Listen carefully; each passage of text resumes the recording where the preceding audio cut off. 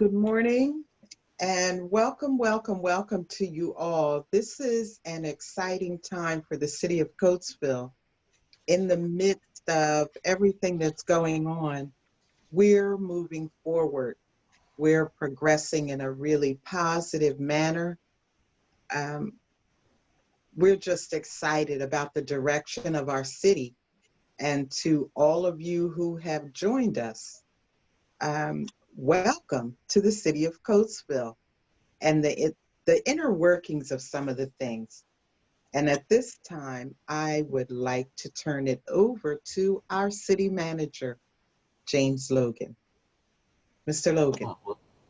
Thank you. Thank you and good morning, everyone. For those of you who have actually experienced or been part of these seminars before, our Opportunity Zone seminars, you pretty much know or may be familiar with the rundown. Sonny and I, my partner in crime on this Opportunity Zone presentations, we are here to provide you with up-to-date information of what's been going on in the Opportunity Zone, some of the changes that are happening here in the city of Coatesville, highlighting some of our investors, which you'll hear from today, and really just want to share with you not only the impact of the Opportunity Zone, but where the city is moving forward with the program itself. Sorry. I just want to give a shout out to, I see Ms. Bookman. Thank you for joining us, Ms. Bookman. Sorry about that, folks. So one of the things that I just want to kind of kick off with this morning is many of you have probably seen and heard in the newspaper a lot of positive things happening in the city of Coatesville. A lot of changes in management. I was recently appointed as the new city manager, which I'm very grateful and excited to be leading the city along with our city council members, which many are on the call this morning. And we have a vision for this community in this region that I think it's on par to some of the yesteryears when the city was great with the steel mill and the booming downtown area. So we are poised to be heading in that direction again. And with the hope and help of a number of people on the call today, we are going to get there. The Opportunity Zone itself has impacted the city tremendously already. We are looking at new construction. Sue Springsteen is on today. She's going to talk about that and her project. The first Opportunity Zone investor, female investor. We're very excited about that. And then some other folks are going to be on, Josh Maxwell, to talk about what Activated Capital is doing and bringing to the city in terms of their Opportunity Zone fund. So we have a lot of good things in store. We're going to talk about resident engagement, our public safety, the relationship that we have with our developers, and all kind of wrapped into this revitalization effort to the city. So I'm just going to kick it off right now, unless Sonny, you want to add anything? I can't see you. I know you're there. Did you want to add anything before I kind of go down my hit list? Lots of faces on the screen, so it's hard to pick one out. Yeah, I just wanted to, just a couple of housekeeping items. One, we are recording this, and so the entire program will be uploaded to the city's YouTube channel for sharing far and wide with your friends and colleagues, anyone who wasn't able to be with us this morning. And then also, as is typical with these kind of community updates, we're going to hold all of the questions to the end of the program. So if you do have a question, just type it into the chat, or a comment or anything to share, type it into the chat, and we will curate that and dispatch those questions at the end of the program. So with that, James, I'm going to share your screen and your slide. You ready? Oh, sure. All right, Ed. All right. So it's all you. I can't see it, but right. I believe it's there. Bear with me.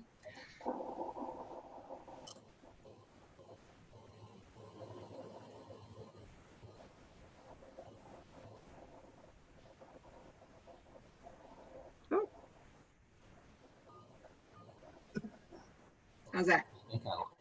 I lost you, son. Where are you? I see the screen and you, Jane.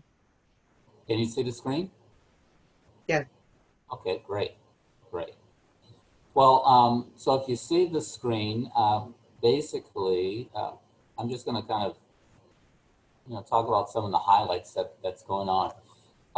Right now, the city of Coatesville is experiencing a tremendous, kind of transformation. I mentioned a little bit earlier, the number of partners that we have that are working together, investors from, the local investors to some few national investors as well. We are really in the midst of a turnaround. Right now, we are looking at projects that are pretty much in the upwards of $130 million in the development pipeline. That includes the 190 West Sue Springsteen project, which is light manufacturing.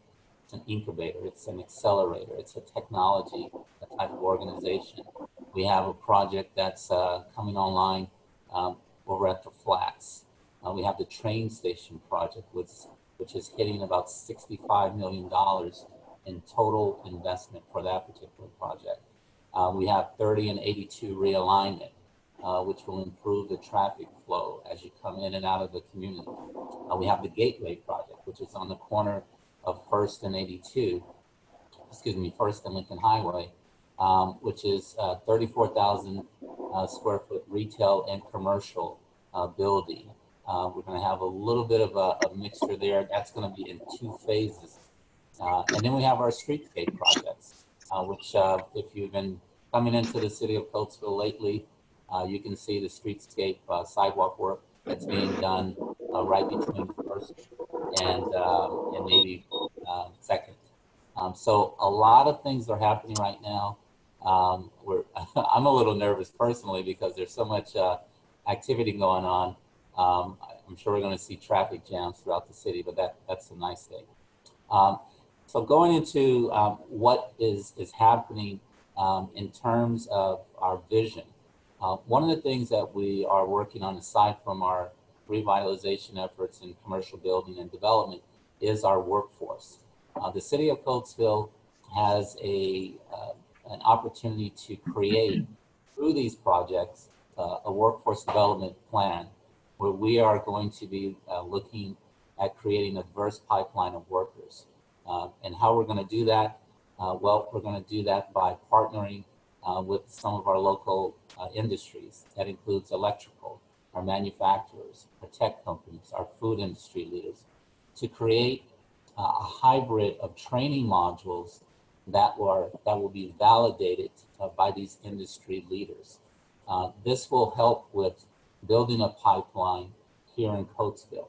We recently had a program where we partnered with United Safety out in the Exton area. We took 20 young people out there, and they had a week long of working in that environment, hands-on, learning nuts and bolts about the manufacturing industry.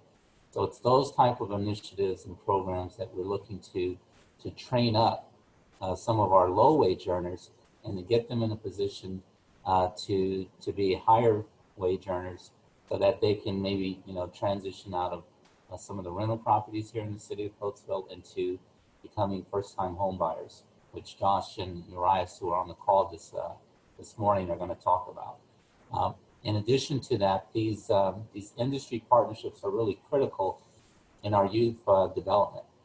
We are working with CYI right now, and we have put together a few programs, and we plan to put together more programs with CYI and Young Men and Women in Charge to help develop our youth and get these young people involved in the various industries throughout the county.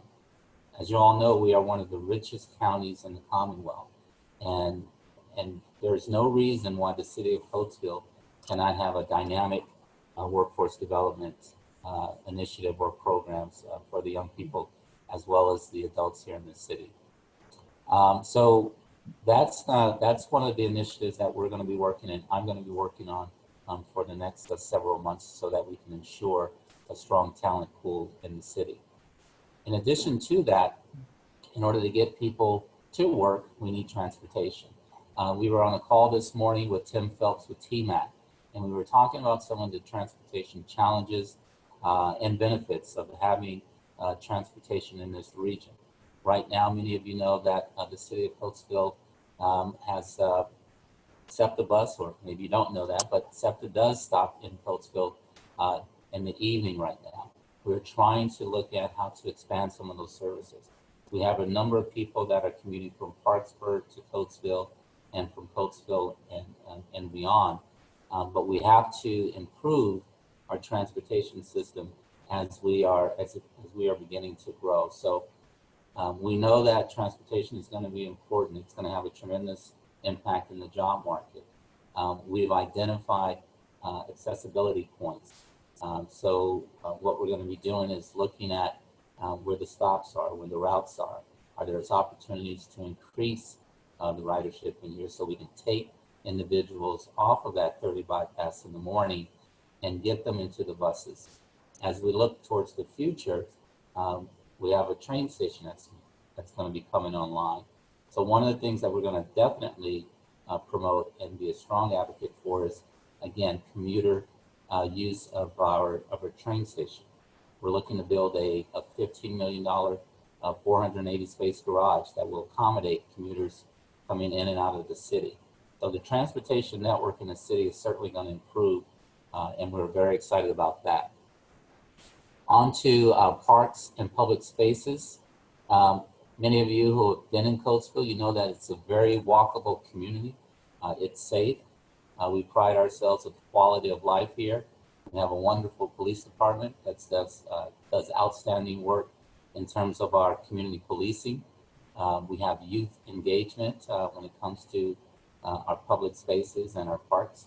So on the parks and the public spaces front, we feel that we can improve it, which we have a few initiatives with Natural Lands Trust and Brandywine Health Foundation on creating public park spaces that are going to be user-friendly, that's going to engage our community a lot more.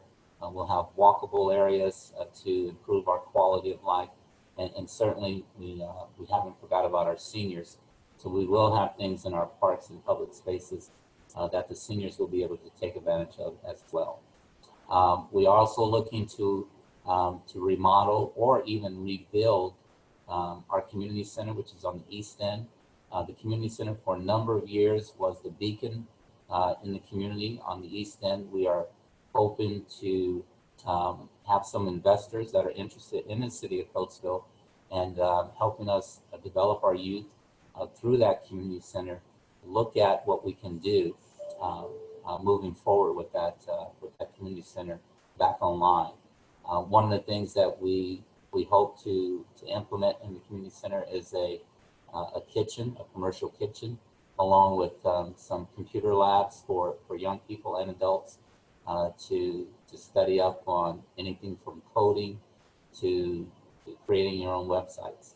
So we have some great plans ahead. We have some wonderful partners that are interested in putting these initiatives in play, and I'm excited that that I'm going to be part of it because I get to learn how to code, which will be a lot of fun. All of these things that we're doing, again, are kind of the result, or I should say the ripple effect of having an opportunity zone. The opportunity zone itself covers almost the entire city of Coatesville. So if you are an investor, if you are a resident here, if you have programs that you would like to see, if you have investment ideas that you would like to see implemented, please see me, please see Sunny. We'd be more than happy to talk to you about how to maybe take an investment that you have and converting it into an opportunity zone project. It's not as difficult as some people may think. We have industry experts on the line today that can talk to you, as well as maybe set you in the right direction to learn more about the opportunity zone. So I'm going to stop here, and I'm actually going to turn it over to Josh Burrell, because he's going to talk about home ownership here, which is something that is definitely near and dear to my heart. So Josh, take it away. Thank you. Yes, and let me know if you can hear me. I'm the other Josh, and Josh Burrell, and so with Urias is going to speak to these slides here right after I get through some of mine. But basically what this is showing you, and Urias will speak about it more in depth, is just that things are happening. Sales prices are rising and the income is remaining flat, whereas you can see that in this blue line as Coatesville displacement is increasing. So that means sales prices are going up without anything else changing. And as we talk about home ownership and get into the the positives and negatives, that keep this in mind when you have someone who's interested in purchasing their first home or second home, that sale price is the money that you would take home as a homeowner. And home ownership is one of the greatest wealth builders in the economic escalator, and just growing and building your wealth is through real estate, and certainly home ownership is one of them. But I don't know if can I transfer or can I move the slides, Sunny, or? No, I don't think you can from here. I had Urias' slides up front. Sure. Well, and Urias, if you take the mic and then hand it back, I just wanted to have that smooth transition. Yeah, I would be glad to. Thank you. And if I may just jump back to what James was speaking about briefly with regarding the parks. I think Coatesville is blessed with 8 parks within the city, so there are plenty of opportunities for us to provide a clean, safe recreational space for our youth. The challenge is finding a sustainable way to do that because we can't just rely on the city as they're overburdened as it is. So we believe we need partnerships with the city, the local businesses, organizations, and the residents. And what do these partnerships look like? Is using local residents of the parks to act as stewards of the park, using local entrepreneurs like painters or landscapers to help work on the parks, using the local flower shops to provide flowers to the parks. And while we're doing that, we're making sure we're spending money within the community, supporting our residents, our local businesses, and vice versa. So that's how we're looking to partner with the city on the clean space public works section. Now, with regard to the first-time home buyers, Josh mentioned that homeownership is one of the most effective methods to springboarding someone up the economic ladder and bridging that wealth gap. Coatesville's current homeownership rate is less than 35%, and the current national rate is about 67, 68%. We know that areas undergoing development, they're susceptible to displacement, which we can see on this slide here. And increasing the homeownership rate is one factor that should mitigate such displacement. The slide to the left is what we saw at the end of 2016-17, and Coatesville is that bottom blue line heading up. The slide to the right is 2017-18. Coatesville is also to the bottom. It's slightly decreased, and we're waiting on the 2019-2020 to come out, but we're gonna see that spike up again. So how do we try to address this? Next slide, please, Sunny. Our home ownership program, it basically has 2 components. How do we take renters to make them homeowners, and how do we take blighted properties and make them home ready? We're gonna partner with our local nonprofits, local organizations, the city, county administration in this initiative. So buildings like this, we're looking to partner with organizations who can renovate them and get homeowners into them. Next slide, please, Sunny. We are going to partner with our local organizations like I mentioned here. And next slide, please. And we're also going to make sure we're using data to target the areas where we know we can be most effective in implementing change. So for instance, this slide here shows, excuse me, this slide here shows the addresses in Coatesville that are vacant. So residential addresses. So we know where the vacancies are, we know where it's heavily populated, and we can try to focus on addressing those blighted properties there. Next slide, please, Sunny. This shows where the concentration of renters are. So if we're saying we want to take the blighted properties, make them home ready, we want to take renters, make them homeowners, well, we know where to concentrate our efforts to get the most bang for our buck. And by doing so, we are hoping that we can stabilize our community for residents undergoing change. We can increase the safety and street landscapes. We can provide revenue to the city with new taxpayers that are coming in, and hopefully just overall increase the quality of life for our residents that everyone deserves, no matter where they live. Now, we know there are multiple paths to homeownership, so we want to make sure we're providing several options to residents so they can achieve those goals. And one of those goals are a rent-to-own model that Josh at Activated has, which is a pretty interesting model in how they're approaching the educational piece to residents. And I think we'll have residents who can take advantage of that. So I will kick it off to Josh. Thank you. And the first slide here is a bit, just to touch on, and we can speak more to this in the comments. And I know, just to be mindful of time, what opportunity zones are and what they're not. And certainly it's a bipartisan agreement that was initiated in the Obama administration and then implemented in the Trump administration. There is a significant amount of distress in across the nation, which you can see in the top right. So 40% of the US could be considered an opportunity zone. And not to speculate as to which direction the opportunity zone legislation would be going or not going, we have trademarked an OZ scorecard. So the OZ emblem in the bottom right, we are measuring the economic and then social economic impact of the investments. And I think that's going to be critical for the legislation moving forward. But again, we can speak about that if we have time in the comments. And if Sunny, we can change the slide then.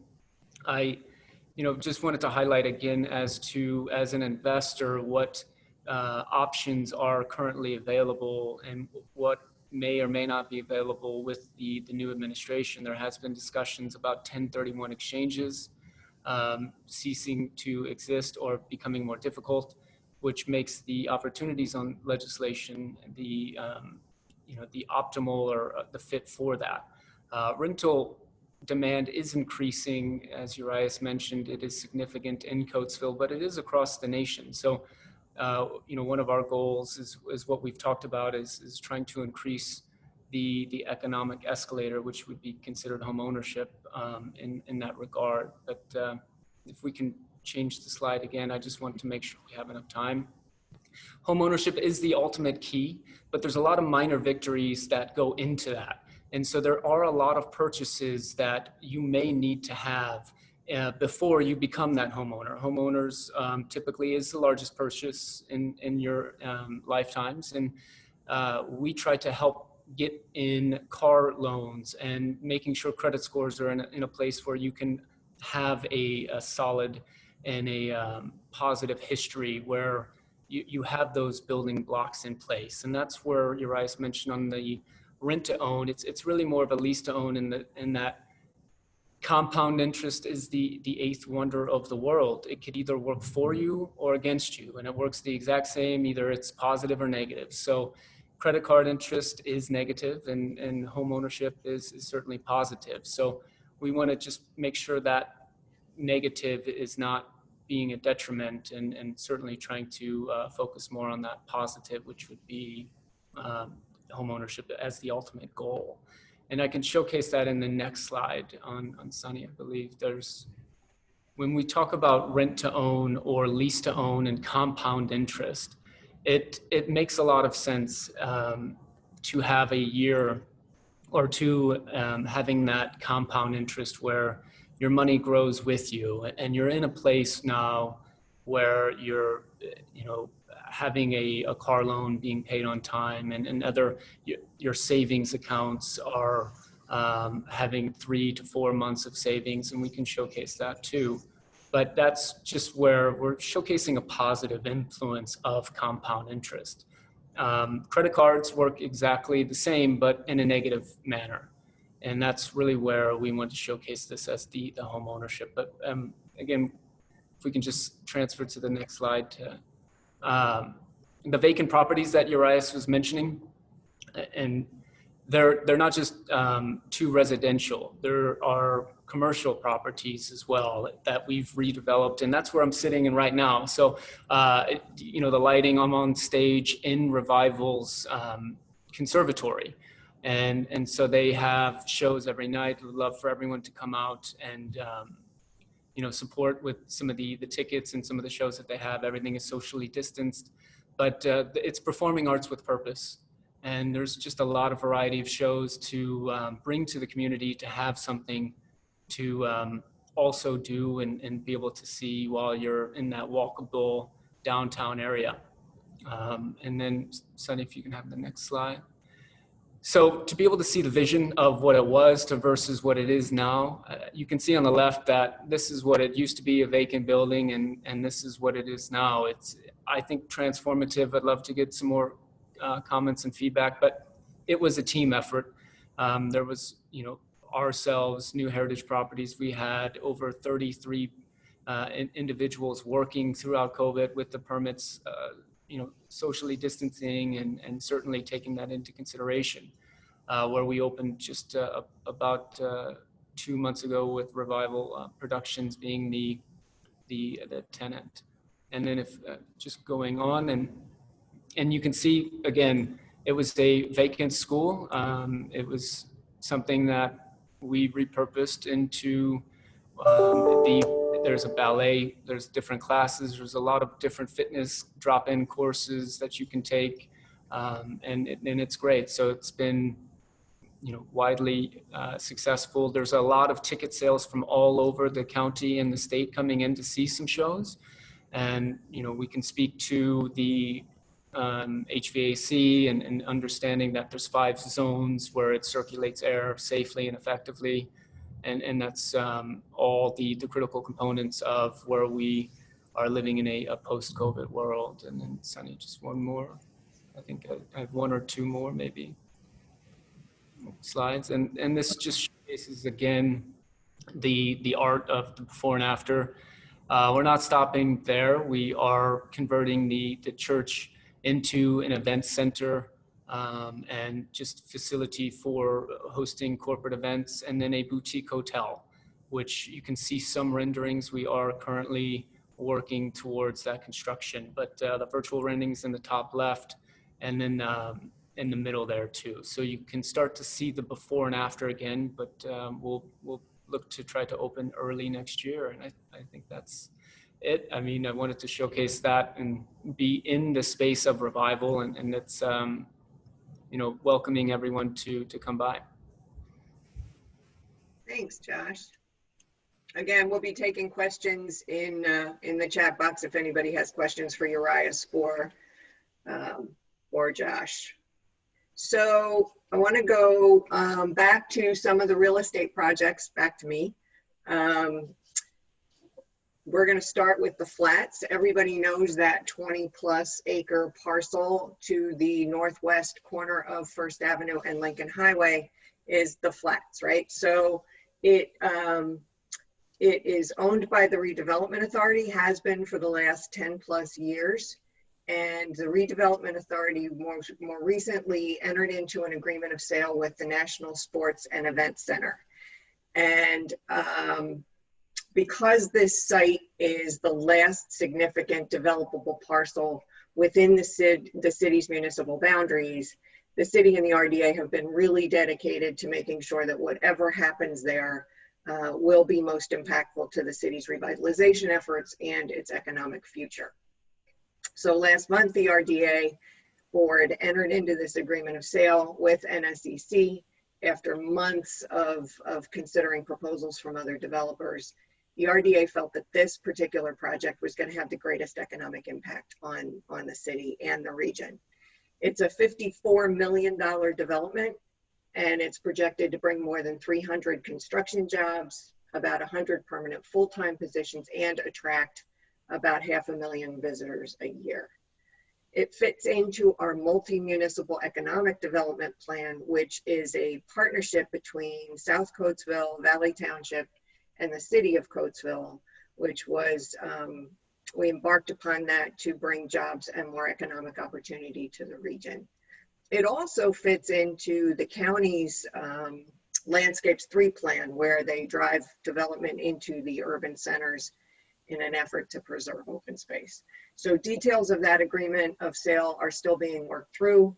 but the redevelopment authority hopes to present that that agreement with their recommendation to City Council before the end of this year. So that's the flats. Moving eastward to the Gateway project. This is on the northeast corner of First Avenue and Lincoln Highway. Developer DEPG plans to start 20,000 feet of construction in the very near future, with retail and hospitality businesses on the first floor and commercial, administrative, and medical offices on the second floor. Those businesses, those types of businesses are obviously going to impact and spur more development in the downtown commercial core.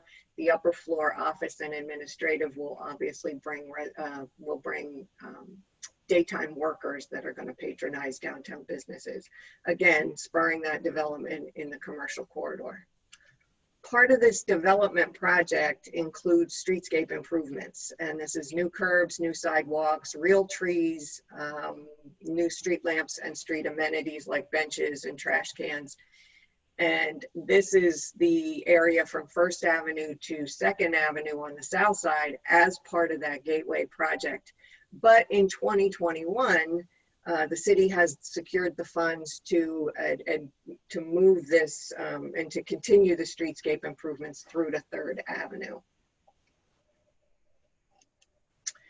So now the train station. I am happy to report that, and we heard in a meeting last week that we will be going out to bid for this particular project, the construction piece of this project, before the end of this calendar year. That's actually next month.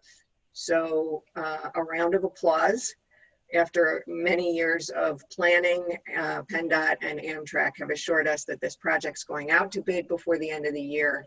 They do anticipate a 2 to 3 year construction timeline, but there are a whole lot of people in the city of Coatesville who are very happy to just be at this point where we're going to see a shovel in the ground for this project. Big part of this transit-oriented development is the 2 acres to the south of Fleetwood that you see there. The center portion of White is a planned 400 car parking garage, and those sites on either side of that white spot are private development. So we are working, the Second Century Alliance, the city, the RDA, and the development team are all working to secure private development for those 2 sites that will ultimately be owned by the RDA, the current under subdivision now. And then we're also working, we have a team working on building a capital stack to construct the parking garage. And I'm going to invite Colleen Terry with Ecom Partners to talk a little bit about how we're pursuing the funding for that garage. Colleen? Sure, thank you. And I apologize in advance, of course, the lawn crew and my snoring dog are interfering with the sound, so hopefully you can all hear me. But I wanted to start actually on behalf of the entire team here in the city with expressing our gratitude for the enthusiastic support, and that's probably not even a strong enough superlative, from all of our stakeholders. And that includes City Council, the Redevelopment Authority, our county commissioners, our state and federal elected officials, as well as the department and agency directors and staff who continue to advocate for the city at all levels of funding decision making. There's absolutely no way we could successfully advance any funding strategy from a grassroots level without all of these folks hearing consistent messaging about the city's priorities, and then in turn communicating those priorities to decision makers. So gratitude also to the folks here, Sunny, James, City Council, RDA, who are communicating that message up and often to these folks. So just a little bit about the funding stack as we envision it today. We've been working not quite a year yet on putting this together and submitting applications at all levels of decision making. Starting with local funding, we're grateful the county has invested the past 2 funding cycles with its CRP funding and has invested $1 million to get the funding stack started for the garage construction, and we're grateful for their support and continued investment in the city. At the state level, we're advancing currently 3 separate applications concurrently with different decision times. The Redevelopment Assistance Capital Program is, or RACP or RCAP, depending on which governor you know it from, is a grant program, decision-making, influenced certainly by legislative priorities and communication. So we're grateful again to our state legislators for their support here. Those decisions are expected actually very soon. Some announcements potentially in the next 2 to 3 weeks of some of the early priority projects, and then the rest sometime after the state and the legislature and the governor agree on the second half of the fiscal year budget, and those decisions and votes are all behind us. So we should see this decision for the first year's funding by the end of the year. Let's keep your fingers crossed. Secondly, we submitted in September a multimodal application to Pennsylvania DCED, which is the Commonwealth's Economic Development Agency. Those decisions will be expected sometime mid-year next year, a little delayed because all of the Commonwealth analysts with the department have been focused at the governor's direction in getting the CARES Act funding on the street. The Commonwealth is required to have that funding to recipients by November 20th. So the analysts have all been, focused on that. Following the 20th, we're told they will pivot to all of the economic development program applications that are awaiting review and decision making. So again, we'll see Commonwealth Financing Authority decisions sometime, I'm guessing May, at that board meeting, based on what we're told. We've also submitted a PennDOT multimodal application, sort of the companion program to DCEDs. Those decisions, that was just submitted 2 weeks ago, those decisions are typically made late February, early March, and I believe the department is on track for that time frame as well. At the federal level, we did submit, it used to be called Tiger, it's called Build now with this administration, submit a build application for 2020. We're not awarded in the first round, but we did have a post application download or post submission meeting with the USDOT policy director for the program. We were ecstatic to hear that the application was highly regarded. It was recommended for approval to the Secretary of DOT, and the only thing that kept us out of the highest category of recommendation, which is highly recommended, was uncertainty with the construction start date for the new train station associated with the parking facility. And with what Sunny had just said and what we heard last week at our team meeting, this will go to bid by the end of this year and will be in construction in 2021. And the USDOT policy director felt confident that with that certainty being able to be included in the new application in May of 2021, we would be recommended or moved to the highly recommended category, which is the highest recommendation you can get that goes to then the DOT secretary and then her team of folks that consider projects. And finally, we did recently submit, and I think, Steve, you may have been helping Jill a little bit with this behind the scenes, but a US EPA Brownfields Assessment Grant. And we submitted that to US EPA for decision sometime mid-year next year. And we included projects and priority sites that were identified in the recent forward planning multi-municipal economic development study. We advanced 3 of those priority sites for future funding, including the train station mixed use parcels that Sunny described. And the goal there is to secure funding to engage in further redevelopment planning for 1 or more of those priority sites. And again, we expect those decisions sometime mid-year next year. That's all I have. Thanks, Colleen. I appreciate it. And on behalf of the RDA, I know they're thrilled to have you and your team working on these grants. So much appreciated. All right, with that, I'm going to introduce Susan Springsteen of End Solutions. I'm going to try and get, there we go. Sue? Thank you, Sunny. Hi, everybody. This project at 190 West Lincoln Highway, soon to be known as the Nth Innovation Center, was the first qualified opportunity zone real estate project in Chester County. And from the beginning, it was a collaboration between businesses, a real estate developer, and a qualified opportunity zone fund. What brought us to Coatesville is that Nth Solutions, which is a product development, business incubation, and manufacturing company that I co-founded in 2006, decided to spin off its water tech division into a separate business. We knew we needed to raise money to be able to develop and scale an innovative smart water leak detection device, so that we then were looking to give our future investors every benefit we could, and we're investigating the OZ initiative. So we are Chester County folks, love Chester County, and that meant we needed to go and explore Coatesville. And when we came to town, we found a city that had fabulous architecture. It was the perfect size, a real community feel, a business-friendly government, and this wonderful property on 2 acres right in the west end of town. And so we decided to come to Coatesville, and we've been thrilled to make that with that decision. If you can give me the next slide, Sonny. We closed on the building in December 2019. This is what it looked like, sitting on 2 acres of parking lot. It was built in 1902. It was the former Luke & Steel office building, and it has been vacant for 15 years, and we bought it from the Redevelopment Authority. Next slide. So first we went to renovating and restoring this building to be office and meeting space.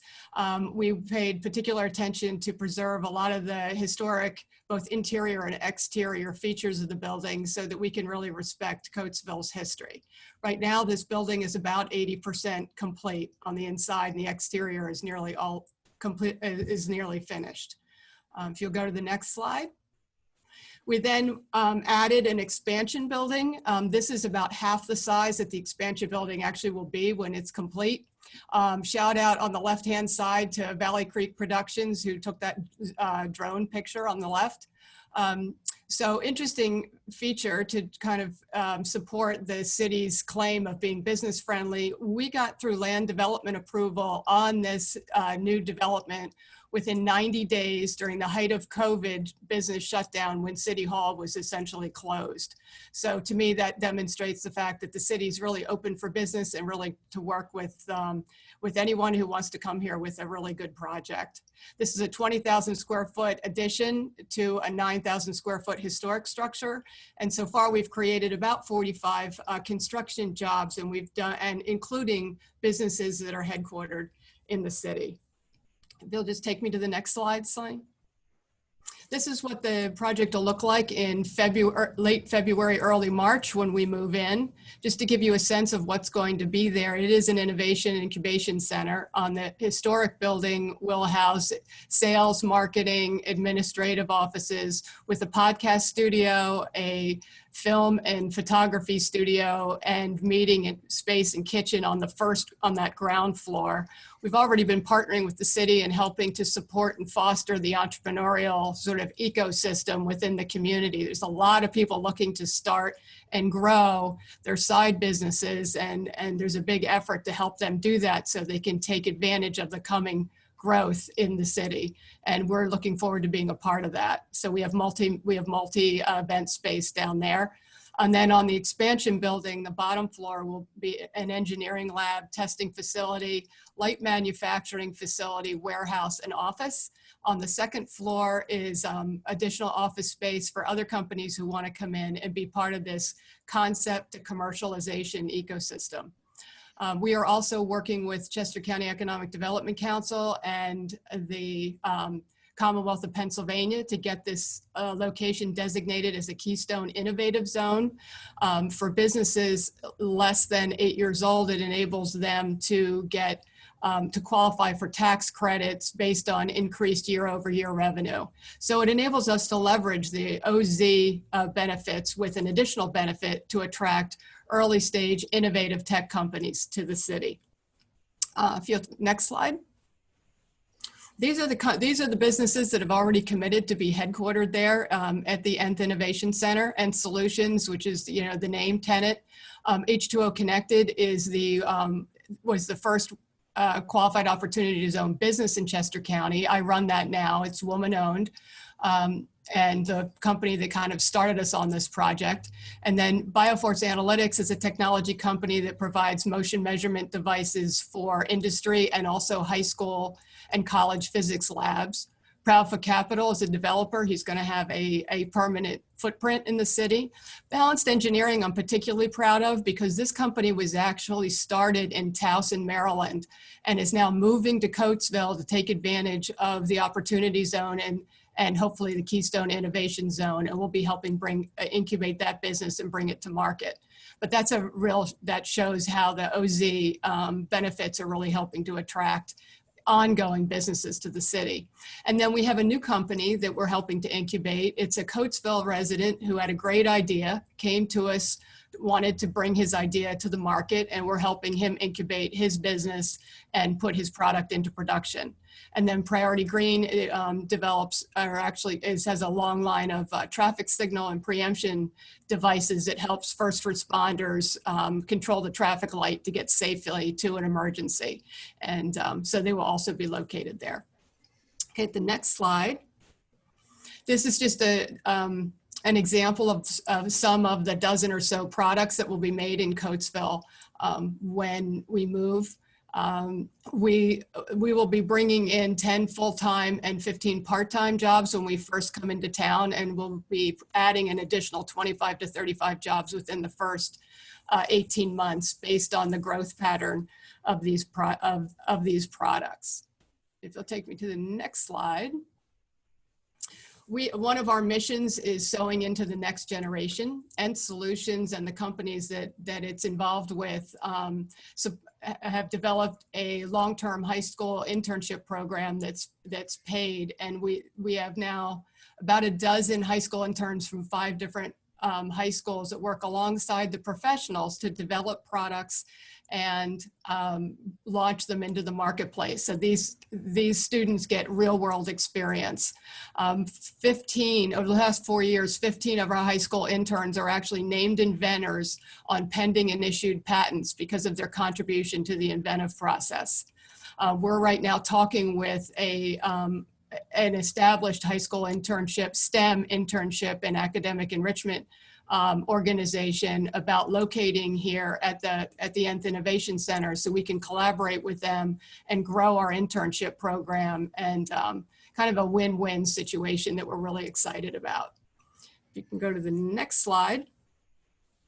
So Coatesville, as you can get the message, Coatesville is rising. One of the nice things about Coatesville is because it's small and because everyone is really on the same page to move this city forward, we all work together really well. There's a lot of, we communicate consistently, and we've had tremendous support from the city, from the Second Century Alliance and the Redevelopment Authority.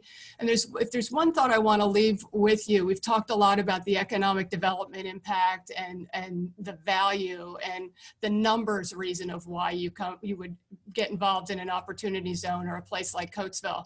But I think there's an intangible aspect also. When you invest in opportunity zones, at least we found we have an opportunity to be a part of something that's larger than ourselves. And I can't tell you how many people have stopped me on the street, have sent me emails, have messaged me through Facebook and told me that the rebirth of that vacant, neglected old building at the corner of Church and Lincoln Highway has inspired them to either work harder or to start a business or to get behind something they've always wanted to do because they want to be a part of this new chapter of what's happening in Coatesville in a tangible way. And so in addition to the economic rate of return, that kind of impact on people's lives and the ability to help them get jobs and stair-step their employment and they have them realize that this city matters and they matter is a rate of return I just can't quantify. And we are thrilled to be a part of it. So with that, I want to pass it over to Chuck. Hi, good morning. My name is Chuck Swope. I'm the CEO of Swope Lee's Commercial Real Estate. I'm thankful to be here today. I really don't know what I could add to what's already been said. And to follow Sue Springsteen, that's like going on the heels of a nuclear reactor. I don't know how much coffee you drink in the morning, but wow. You are awesome. I've called you my Coatesville unicorn for so long, and I'm so proud of what you're doing. And we're also happy to be a part of the leasing team at 190 West Lincoln Highway. We're based in Westchester. We're Chester County natives and residents. We do business across the Mid-Atlantic in about 6 states. We help people purchase, sell, lease, and invest in commercial real estate. And I can tell you unequivocally that there's very, very few places that are as friendly as Coatesville to do business with. I've known James Logan. I'm looking for him on the screen here. He's hopefully here somewhere. I've known James for some time, certainly well before he began his role as assistant city manager and then now the manager of the city of Coatesville. And James is fantastic. We've brought groups into Coatesville to talk about doing projects in Coatesville. James rolls out the red carpet every time. Sunny is absolutely a tremendous asset to that team. We always bring Sue along because she brings a certain level of energy that's pretty hard to replicate. But Coatesville has all the right ingredients. If you look around Chester County, there's towns like Phoenixville and Kennett Square and Westchester, and places that have had a history of challenges and that have also turned there's James. Towns that have had a history of challenges and have turned the corner. And I believe that turn is not far in the future for Coatesville. It has all the right ingredients. It has a very, very cooperative local government. It has infrastructure. It has a workforce. It has the will of the town to change. It has folks like Josh bringing in outside investment from New York City. And the opportunity zone is a great tool, but the opportunity zone is just one arrow in the quiver. And the opportunity zone is not going to make a bad deal a good deal, nor is it going to make a bad place to redevelop a good place. But it definitely enhances the developability and the attractiveness of Coatesville. So I have nothing but good things to say about Coatesville. You have a first-class leadership team. Just be patient. Things are slowly happening. There's definitely a lot of smoke, and we're starting to see some fire. No pun intended. But there's a lot of buzz about Coatesville.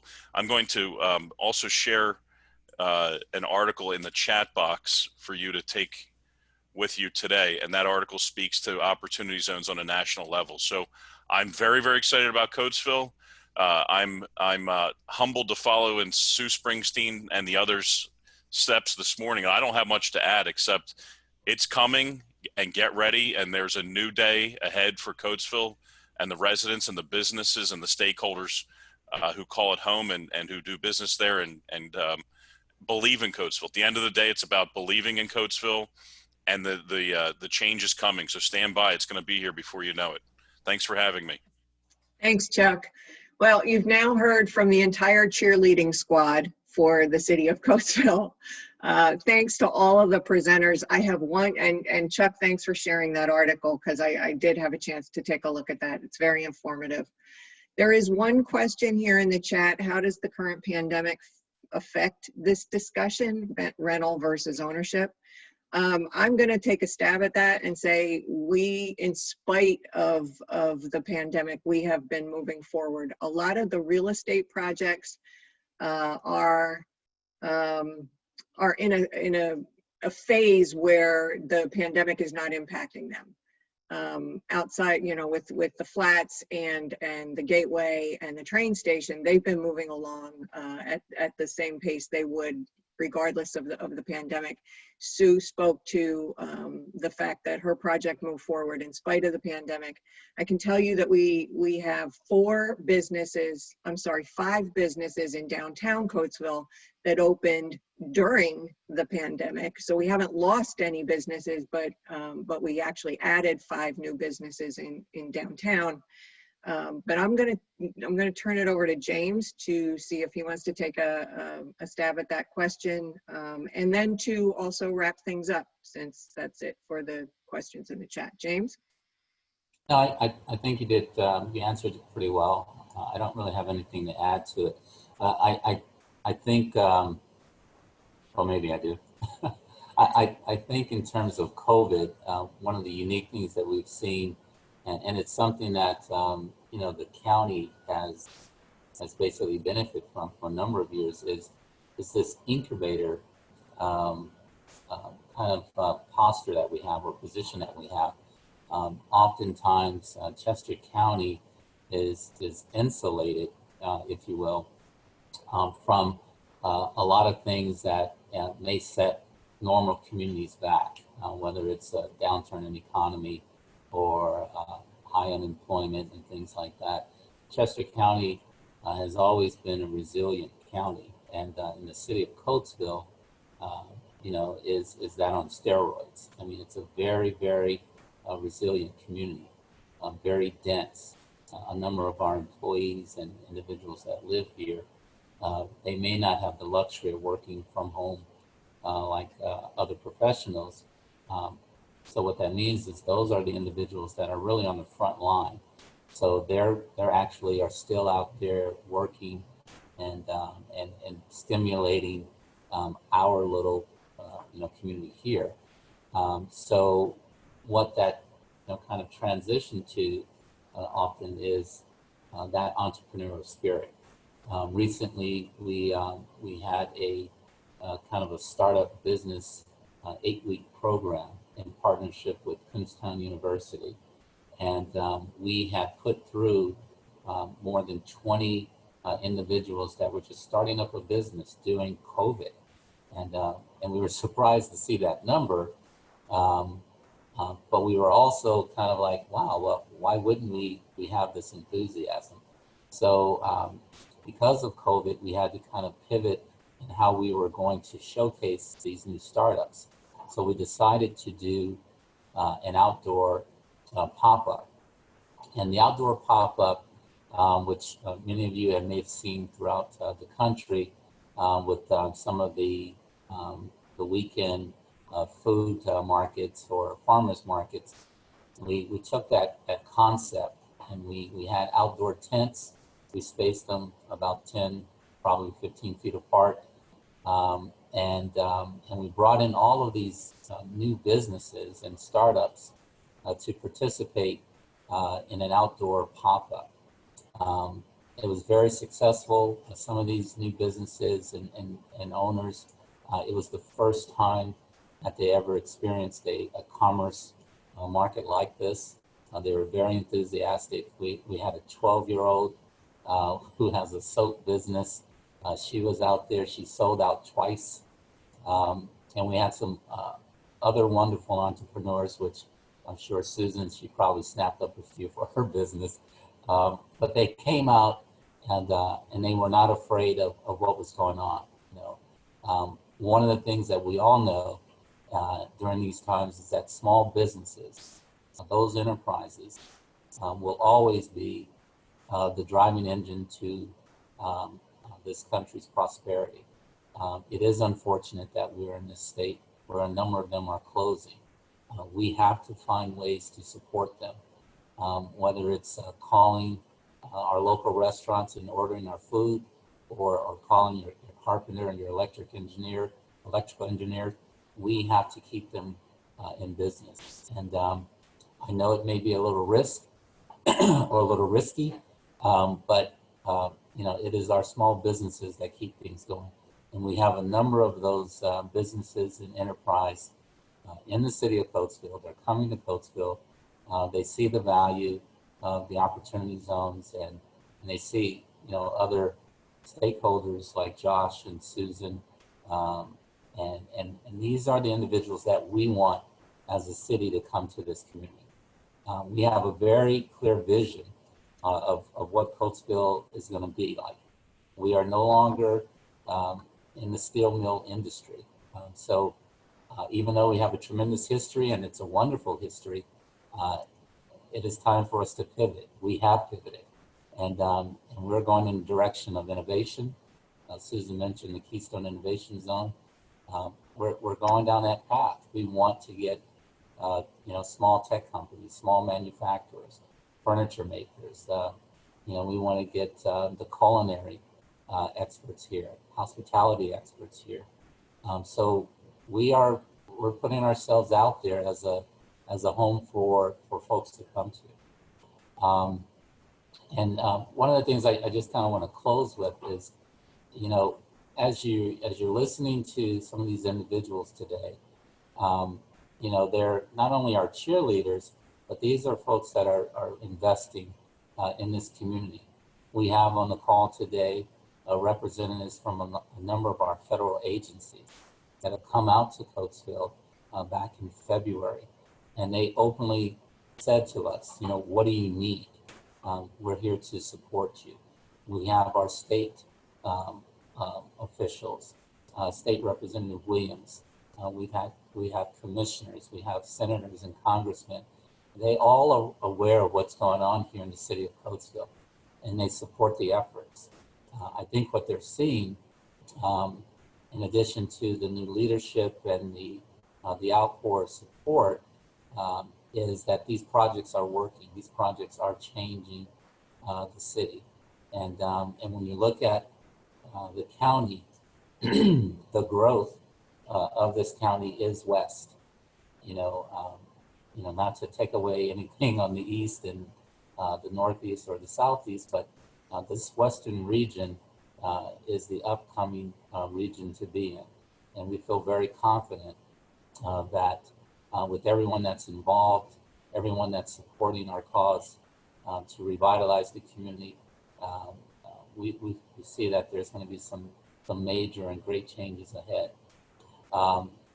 Susan again mentioned the Keystone Innovation Zone. Having an innovation zone will attract small startups, and that's what we're excited about. We want to maximize the public and the private partnerships and cultivate these relationships. That includes a new way of thinking. We are not going to just satisfy, or I should say rely on or be satisfied with one type of business that comes in Coatesville. We want to have creative businesses. We want to have creative partnerships. We want to work with these businesses that are coming here and tell them more about the demographics of this community. We have a very diverse community. And to some people, we have two communities. It's a tale of two cities. It's Coatesville proper, which is 1.9 square miles. And then we have a footprint that includes the school district, which is the entire 19320. And that's a totally different demographic. We have the ability to capitalize on both and to satisfy the needs of both those demographics. And again, I think the number of people that are on the call today are a testimony to that. We're working together for a reason, and it's not to just rebuild this city, but we also are providing tools and resources for our residents so that they can benefit from these projects and future projects. And then the last thing I just want to say is that, again, I'm very excited to work with a number of you. I want to thank all of the stakeholders that are involved in our revitalization and our change efforts. And as I said earlier, those include our friends from the federal level, the state level, especially our commissioners have been very supportive of what we're doing in the last 8 years. And Terrence Farrell, even though you're not a commissioner, I know that you're very instrumental, in helping move things forward here in the city of Coatesville. We're very appreciative of you still hanging in there with us. And then we look to our new commissioners. I see Commissioner Maxwell on. He's been one of our biggest cheerleaders since he's jumped into his position. So we are very excited, and I can go on, but I'm not, because Sonny told me to shut it down. So. Oh, stop! I did not. But I know sometimes this sounds like kind of like a rah-rah session, but these are great times. I think in terms of excluding COVID, but these are great times in terms of developing this community again, and we have an opportunity to engage ourselves at a level that we've never engaged ourselves. And for those of you who don't really know about Coatesville, you may have heard stories about Coatesville, the negative stories. You know what? You need to just come down and check us out. Oftentimes people have a perception of things that they haven't experienced. And until you experience something, I can tell you right now, your outlook is going to be, changed for a long time. So come out, give me a call, give Sonny a call. We are your resource. We have council members that are in their wards. They're on the call today. Reach out to them if you want to learn more about what's going on here in Coatesville. Don't listen to hearsay. Come out, talk to us. We'll give you a tour, 6 feet apart, and we'll show you some of the wonderful things that are happening here in the city. So I'm going to stop now and turn it back over to Sonny or to our council president, Linda Lavender Norris. Sonny, thanks for putting this together today. I think this is the shortest seminar or Zoominar we've ever had. I appreciate all of the efforts you did to put this together, and thank you for your partnership. Councilwoman Lavender Norris, you want to take us home before we have questions or after? Yep, we're good with questions. Okay, I just once again want to say thank you to everyone who took the time out to express your interest in the city of Coatesville. And just for your knowledge, our councilman for the first ward in the city is Ed Simpson. For the second ward of the city is Donald Folks. Third ward is Miss Arvella Hunt. Fourth ward is our vice president, Miss Carmen Green. Fifth ward is myself, Linda Lavender Norris.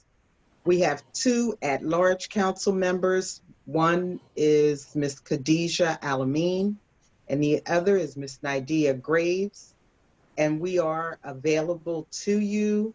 We welcome you. We thank you all. Yes. We thank you all for tuning in. And please stop by, see us. Even if it's a drive-through, come to the city of Coatesville and just have a slight experience of our excitement and our progression. Again, thank you. God bless you all. And please remain safe. Wear your mask, wash your hands, and social distance. Thanks again. Have a wonderful day. Sunny, any more questions? No more questions. Thanks once again to all of our presenters. Much appreciated, all of our cheerleaders. And we'll keep having these every quarter or so. Again, it was recorded. It'll be uploaded to the city's YouTube channel. And I'll send out a link to all of the participants so that they can share that link with all of their colleagues. That's it. Thanks for joining us today. Thank you. Thank you for presenting. Have a great day. Thank you. Very nice presentation. Thank you. Thank you.